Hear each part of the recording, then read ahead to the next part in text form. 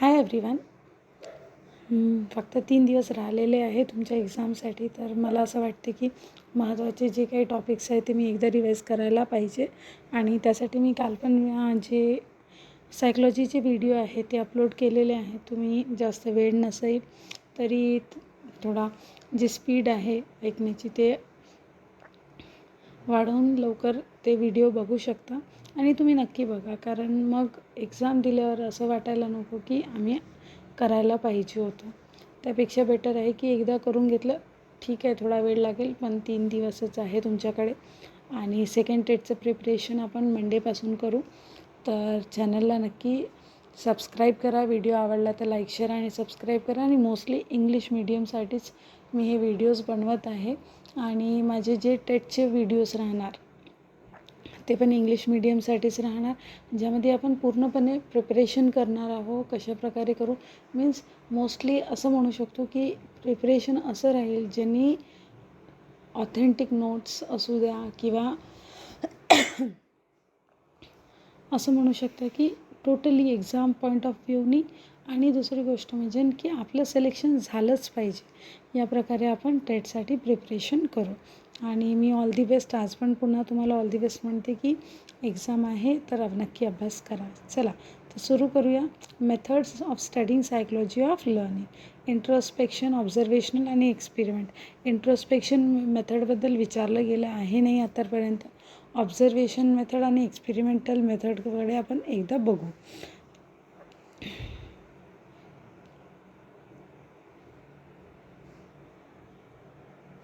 Observation method काय आहे, तर observation literally means looking outside oneself. Facts are collected by observing over it behavior of the individual in order to locate underlying problem and to study developmental trends of the different types. Observational method म्हणजे एखाद्या इंडिव्हिज्युअलला आपण observe करतो आणि मग observe केल्यानंतर त्याचवर म्हणजे काय करत असतो, त्यावर निर्णय काढू शकतो, कन्क्ल्युजन काढू शकतो का बरं तो त्या प्रॉब्लेम त्याला आहे, आणि त्याला कसं ओव्हरकम करू शकतो याबद्दल आपण विचार करू शकतो.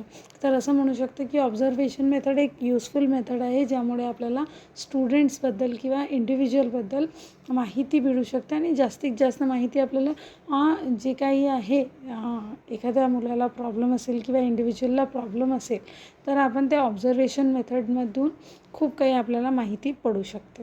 तर यामध्ये दुसरी इम्पॉर्टंट गोष्ट कुठली आहे की in the other words of good.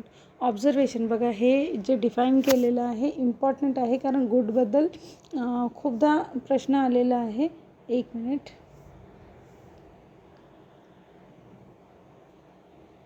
नक्की करा. ठीक आहे, स्टार मार्क करते. In the other words, observation deals with the over behaviour of a person in appropriate situations. Observation कशाप्रकारे डील करते, ओव्हरऑल जे बिहेवियर आहे एखाद्या पर्सनचं एखाद्या सिच्युएशनमध्ये तो कशाप्रकारे रिॲक्ट करतो आणि दुसऱ्या सिच्युएशनमध्ये कशाप्रकारे रिॲक्ट करतो, हे आपल्याला ऑब्झर्वेशनमधून माहिती पडत असते. तर observation deals with the overall behaviour of a person in appropriate situation. Okay. Observation पुन्हा डिफाईन केलं जाऊ शकते. Measurement without instrument. Means observation मेथडमध्ये कुठल्याच प्रकारचे इन्स्ट्रुमेंट नसते, पण आपण काय करत असतो, मेजर करत असतो की प्रॉब्लेम्सला मेजर करत असतो आपण ऑब्झर्वेशन मेथडमध्ये. मग त्यानंतर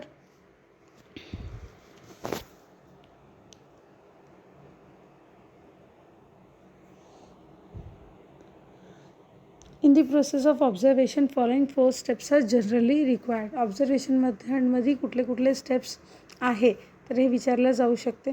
तर observation of behaviour, recording the behaviour observed, analysis and interpretation of behaviour and generalisation.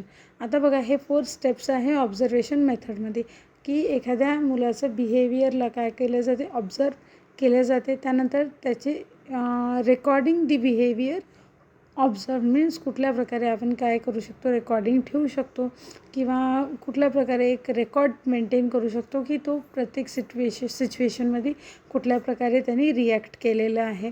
त्यानंतर त्यांनी का बरं त्या सिच्युएशनमध्ये तशा प्रकारे रिॲक्ट केलेलं आहे याचं ॲनालिसिस अँड इंटरप्रिटेशन आपण काढू शकतो. आणि लास्ट आहे जनरलायझेशन आपण एकदा बघून घेऊ. On the basis of analysis and interpretation of the collected data with the help of observation method, it is possible to make certain generalizations. Social development and behavior of a children has been described by child psychologists on the basis of generalization based on analysis.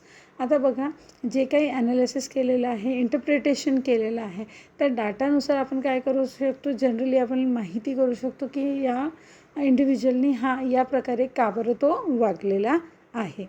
Next आहे types of observation. आता कुठल्या कुठल्या प्रकारचे observation असं आहे, एकदा just overlook करू, विचारलं नाही आहे आत्तापर्यंत पण तुम्हाला माहीत असायला पाहिजे. नॅचरल ऑब्झर्वेशन आहे, पार्टिसिपंट ऑब्झर्वेशन आहे, non participant observation, structure observation, unstructured observation. विचारलं नाही आहे तर टाईप्स ऑफ ऑब्झर्वेशन काही एवढा इम्पॉर्टंट टॉपिक नाही आहे, आपण असं म्हणू शकतो. ओके, पण इथे एक इम्पॉर्टंट आहे की merits of observation method.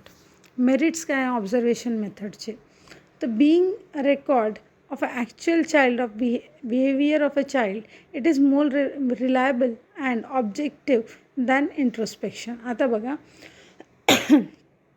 Compare केले इंट्रोस्पेक्शन मेथडसोबत, तर ऑब्झर्वेशन मेथडमध्ये आपण एक रेकॉर्ड ठेवू शकतो की ॲक्च्युअली त्या चाइल्डनी कुठल्या प्रकारे बिहेव केलेला आहे.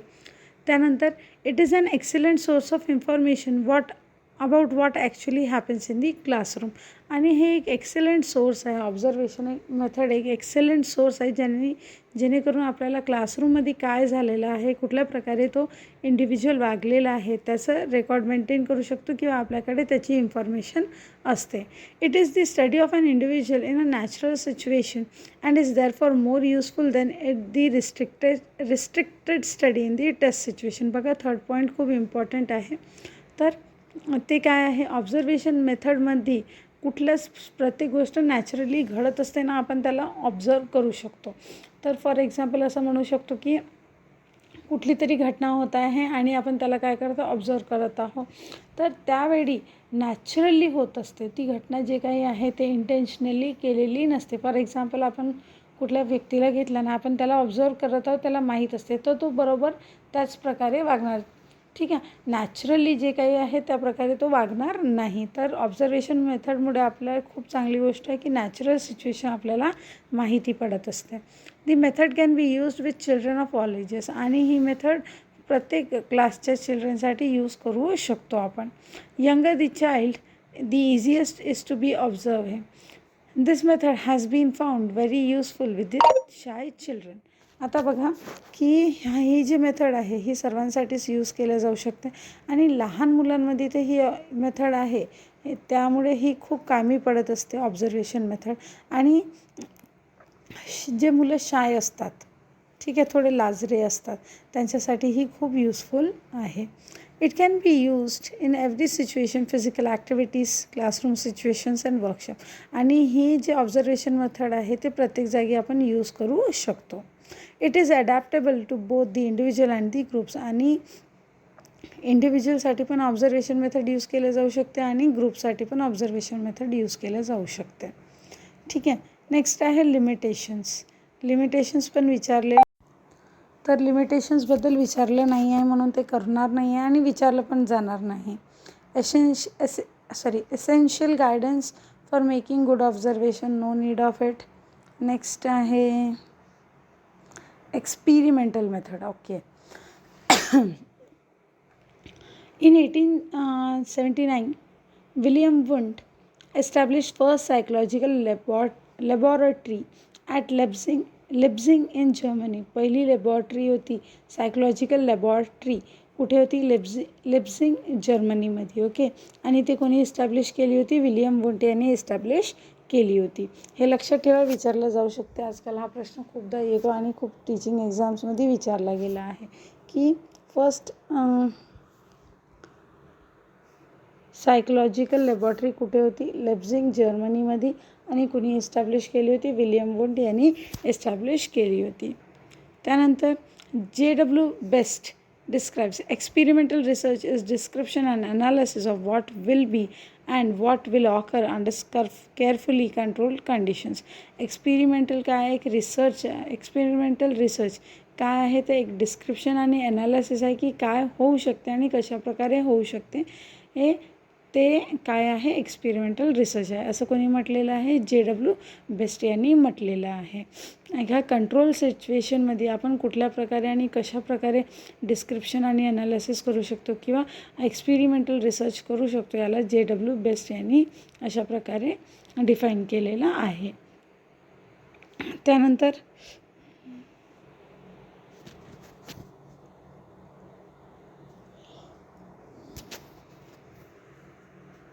Steps in the experimental method. Steps कुठल्या आहे एक्सपेरिमेंटल मेथडमध्ये, शॉर्टमध्ये सांगणार आहे. रायझिंग ए प्रॉब्लेम, कुठली प्रॉब्लेम आहे ते माहिती करणे. फॉर्म्युलेशन ऑफ हायपोथेसिस फॉर्म करणे की कुठल्या प्रकारे आपण काय करणार आहोत, त्या एक्सपेरिमेंटला किंवा त्या प्रॉब्लेमला आपण फेस करणार आहोत किंवा कुठल्या प्रकारे आपण सॉल्व करणार आहोत. Making the distinction between independent and dependent variables. Distinction between dependent and independent variables. Dependent variable कुठल्या आणि इंडिपेंडंट व्हेरिएबल कुठल्या त्याला माहिती करून घेणे.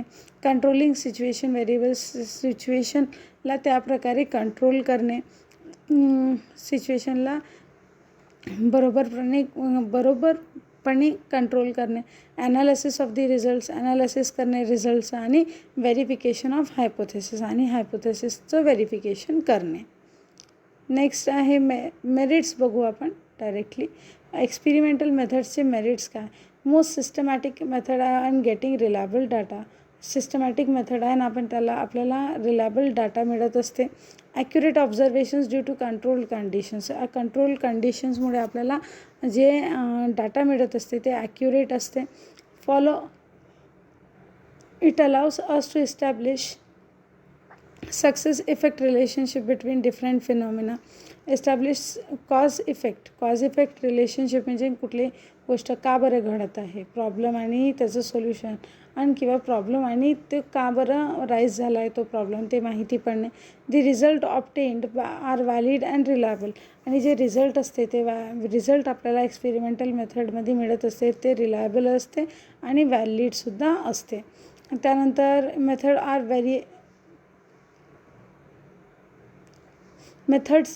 R verifiable by other experiments under identical conditions. आणि कोणी व्हेरीफाय केलं तरी पण त्याला तेच रिझल्ट्स मिळणार. To protect from subjective opinions hence it provides objective information about the problem. Objective information मिळत असते आपल्याला प्रॉब्लेमची. Provides advocate information about the problem. Advocate information मिळते एक अशाची प्रॉब्लेमची, म्हणजे आपल्याला जे प्रॉब्लेम आहे त्याच्याबद्दल भरपूर माहिती मिळत असते. In experimental method experiments are conducted under rigorously and control conditions. Experiment बरोबर प्रकारे कंट्रोल कंडिशन्समध्ये कंडक्ट केले जातात. The experiments can be controlled in the application and withdrawal of independent variables. Means ज्या प्रकारे एक्सपेरिमेंटला करायला पाहिजे त्या प्रकारे आपल्याला एक्सपेरिमेंट्स करायला मिळत असते. आणि एक्सपेरिमेंट मेथडमुळे एखाद्याचं नॉलेज पण खूप जास्त वाढत असते. Increases one's knowledge or psychological facts in child psychology, social and abnormal psychology. म्हणजे मोस्टली आपल्याला नॉलेज गेन करायला मिळत असते. डिमेरिट्स काय आहे, कॉस्टली आणि टाईम कन्झ्युमिंग मेथड आहे की वेळ लागत असतो एक्सपेरिमेंटल मेथडला आणि टाईम खूप जास्त जात असतो आणि कॉस्ट पण खूप जास्त असते एक्सपेरिमेंट मेथडची. Artificially determined pattern of behaviour. होऊ शकते की जेव्हा एक्सपेरिमेंट करत असताना आर्टिफिशियली मीन्स एक एक पॅटर्न यूज केला जाऊ शकते बिहेवियरचं किंवा नॅचरली वागणुकीमध्ये आणि एक्सपेरिमेंटल मेथडमध्ये काय फरक असते की नॅचरल जे काही नॅचरल बिहेवियर आपल्याला माहिती पडत नसते. त्यानंतर specialised knowledge and therefore every teacher cannot be expected to conduct the experiment. आता जेव्हा पण एक्सपेरिमेंट मेथड यूज करत आहे तर त्या विषयामध्ये किंवा त्या नॉलेज आपल्याकडे भरपूर नॉलेज पण असायला पाहिजे आणि स्पेशलाइज नॉलेज असायला पाहिजे. अगर नॉलेज नसेल तर प्रत्येक टीचर एक्सपेरिमेंटल मेथड यूज करू शकत नाही. स्कोप काय आहे, लिमिटेड आहे, त्यामुळे काही डिमेरिट आहे. Accurate measurements in the case of human beings are never possible. आणि ॲक्युरेट मेजरमेंटच भेटेल आपल्याला ह्युमन बीइंग्समध्ये, तर हे पॉसिबल नाही आहे. त्यानंतर it is difficult to always control the independent variable. आणि खूप डिफिकल्ट असते इंडिपेंडंट व्हेरिएबलला कंट्रोल करणे. therefore it is not possible to create desired conditions in laboratory. आणि त्या प्रकारचे कंडिशन्स लॅबॉरेटरीमध्ये तयार करणे पॉसिबल नसते. त्यानंतर it is not possible to reach certainty in matters of social science including educational psychology.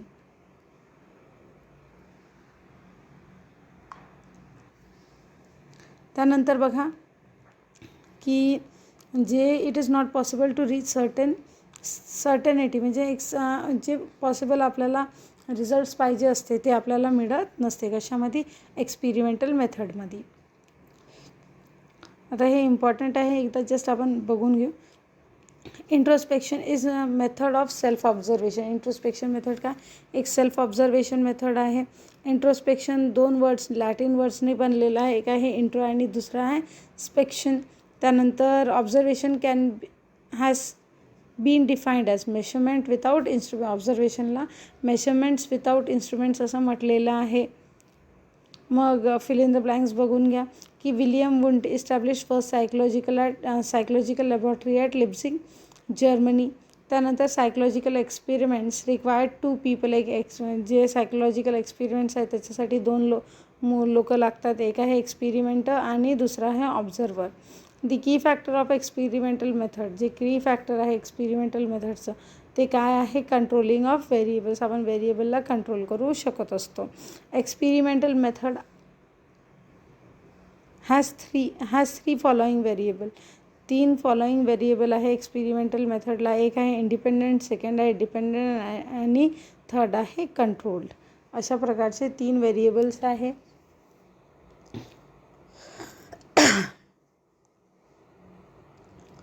त्यानंतर आहे ग्रोथ अँड डेव्हलपमेंट. आता ग्रोथ अँड डेव्हलपमेंटचं एकच गोष्ट आहे. ग्रोथ काय आहे? एक सर्टन पिरियड ऑफ टाईमपर्यंत मॅच्युरिटी गेनपर्यंतच आपण आपली ग्रोथ कधीपर्यंत होत असते? जेव्हापर्यंत आपण मॅच्युरिटी गेन करत नाही तेव्हापर्यंत आपल्या काय असते तेव्हापर्यंत ग्रोथ होत असते. ठीक आहे. मीन्स एकदा मॅच्युरिटी गेन केली की आपली ग्रोथ होत नाही. पण डेव्हलपमेंट हे काय आहे? डेव्हलपमेंट लाईफ लाँग प्रोसेस आहे. म्हणजे टोटली लाईफ लाँग प्रोसेस आहे, जी म्हणजे वोम टू टूम चालणारी प्रोसेस आहे. ज्या जन्मापासून मरेपर्यंत चालणारी प्रोसेस कुठली आहे? तर डेव्हलपमेंट आहे. Principles of growth and development. Principles काय आहे ग्रोथ अँड डेव्हलपमेंटचे? बघा, तर development follows a pattern and or a sequence. जे डेव्हलपमेंट आहे ते एक पॅटर्न आणि सिक्वेन्सला फॉलो करत असते. तर हे काय आहे? This is also called a cephalocaudal principle. लक्षात ठेवा की डेव्हलपमेंट जे पॅटर्न फॉलो करत असते त्याला सेफेलोकॉर्डल प्रिन्सिपलसुद्धा म्हणत असतो. काय म्हणत असतो? सेफेलोकॉर्डल प्रिन्सिपल. कुठल्या गोष्टीला? जे पॅटर्न किंवा सिक्वेन्स डेव्हलपमेंट फॉलो करत असते त्याला. त्यानंतर development also proceeds from the centre of the body outward according to the proximodistal principle. आता बघा, एक पर्टिक्युलर सिक्वेन्स आता हेड टू टो झाला तर त्याला सेफेलोकॉर्डल म्हणणार. Head to toe that is called as cephalocaudal principle. आणि centre of the body towards outwards म्हणजे सेंटर ऑफ दी बॉडी आहे त्याच्यापासून बाहेर जात असेल तर त्याला प्रॉक्सिमो डिस्टल प्रिन्सिपल म्हटलं जाईल. काय म्हटलं जाईल? Proximodistal. Development proceeds from general to specific responses. जे डेव्हलपमेंट आहे ते जनरल टू स्पेसिफिक चालत असते. लक्षात ठेवा. स्टेटमेंट कुठलं स्टेटमेंट रॉंग आहे राईट आहे यामध्ये विचारलं जाऊ शकते. डेव्हलपमेंट काय आहे? कशी प्रोसेस आहे? जनरल टू स्पेसिफिक रिस्पॉन्स करत असते. पुन्हा कंटिन्युअस प्रोसेस आहे, मी आधीच सांगितलेलं आहे. Development aspects of growth develop at different rate. जे डेव्हलपमेंट आस्पेक्ट्स आहे ग्रोथचे एका डिफरंट रेटवर सर्वांमध्ये होऊ शकते. कारण आपण बघितलं असेल तर ते कुणामध्ये खूप लवकर होत असते, तर कुणामध्ये खूप लेट होत असते. तर प्रत्येक इंडिव्हिज्युअल त्या सारख्याच टाईमला त्यांची ग्रोथ किंवा डेव्हलपमेंट होईल असं होत नाही. Okay, most traits are correlated in development. आणि खूप सारे ट्रेड्स असे आहेत जे डेव्हलपमेंटमध्ये एकमेकाशी कनेक्टेड आहे. Growth is complex. ग्रोथ कशी आहे? कॉम्प्लेक्स प्रोसेस आहे. त्यानंतर growth is a product of interaction of organisms and environment. जे ग्रोथ आहे, जेव्हा आपलं इंटरॅक्शन होत असते ऑर्गॅनिझम्स आणि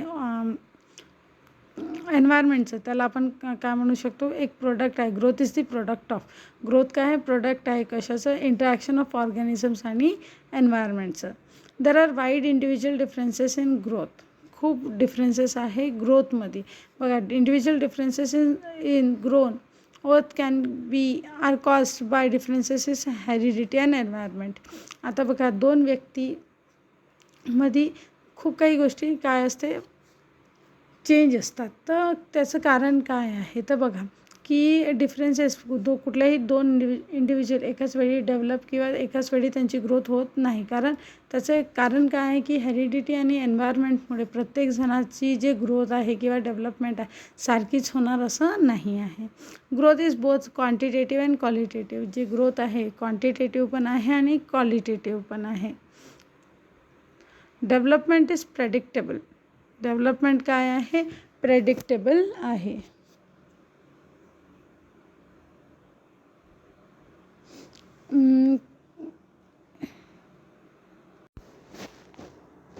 ओके, इथे बघा एक ग्रोथ इज बोथ क्वालिटेटिव्ह आणि क्वांटिटेटिव्ह नाही. तर ग्रोथ काय? क्वालिटेटिव्ह आणि क्वांटिटेटिव्ह नाही आहे. ग्रोथ फक्त क्वांटिटेटिव्ह आहे. ग्रोथ काय आहे? फक्त क्वांटिटेटिव्ह आहे. इथे रॉंग दिलेलं आहे. तर लक्षात घ्या, ग्रोथ काय आहे? फक्त क्वांटिटेटिव्ह आहे. ग्रोथ काय आहे? फक्त क्वांटिटेटिव्ह आहे. पण डेव्हलपमेंट काय आहे? क्वांटिटेटिव्ह आणि क्वालिटेटिव्ह बोथ आहे. ओके, एकदा पुन्हा रिपीट करते, लक्षात घ्या की ग्रोथ काय आहे? क्वांटिटेटिव्ह आहे. ओके, ग्रोथ काय आहे? क्वांटिटेटिव्ह आहे. आणि जे डेव्हलपमेंट आहे ते क्वांटिटेटिव्ह आहे आणि क्वालिटेटिव्ह आहे. ओके, तर त्याआधी मी म्हटलं होतं की बोथ क्वांटिटेटिव्ह आणि क्वालिटेटिव्ह आहे, तर नाही.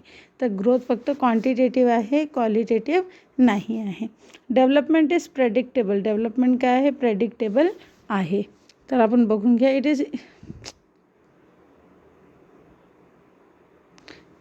It is possible for us to predict at the early age the range within which the mature development of the child is likely to fall. However, mental development cannot be predicted in the same degree of the accuracy. डेव्हलपमेंटमुळे आपण म्हणजे एखाद्याच्या स्वभावामुळे किंवा वागणुकीमुळे किंवा बिहेवियरमुळे हे कशा प्रकारे मुलगा डेव्हलप होत आहे किंवा तो कसा निघेल, त्याचं डेव्हलपमेंट कुठल्या प्रकारे राहील, आपण हे प्रेडिक्ट करू शकतो. ओके, नेक्स्ट आहे बघा, जे काही इम्पॉर्टंट आहे ते मी आता सांगत आहे. ठीक आहे, यामध्ये नाही आहे, पण जस्ट आपण ते करून घेऊ.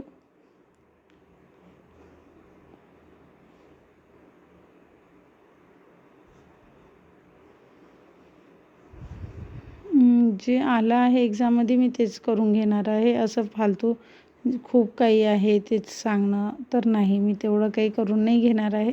फक्त रिव्हिजनसाठी रिव्हिजन पॉईंट ऑफ व्ह्यूने जे काही विचारलं जाऊ शकते त्याबद्दलच या व्हिडिओमध्ये राहणार आहे. ओके, तर ओके, 2 लेसन झालेले आहे आणि एवढं इनफ आहे मला असं वाटते. ठीक आहे, यानंतर मी व्हिडिओ बनवणार आहे ज्यामध्ये डायरेक्टली एक्सप्लेनेशन राहणार आहे, तर ते तुम्ही समजून घेऊ शकता. Okay, thank you.